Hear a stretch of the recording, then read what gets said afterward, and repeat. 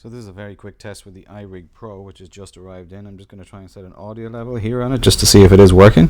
So now it's all the way up the top, and as you can see on it, it's showing a red LED which says it's distorting. And plus on Filmic Pro here, I can see that the audio level is actually way up in the yellow. So let's just bring the level down so it stays nice and green.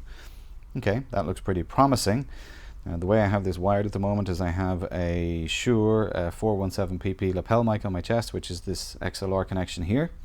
It's going into the iRig Pro. I have phantom power turned on the side here.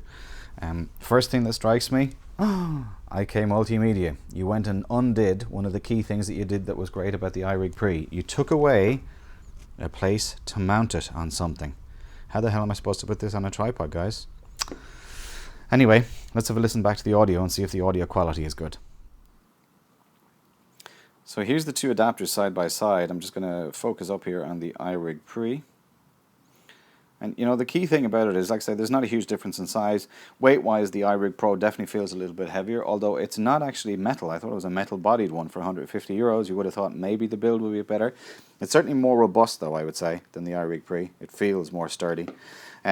Here's that thing I just mentioned in the last clip, though. Look, you see, with the iRig Pre, I have this little small Velcro strap, which means I can put things onto a tripod and stuff, and that was really helpful.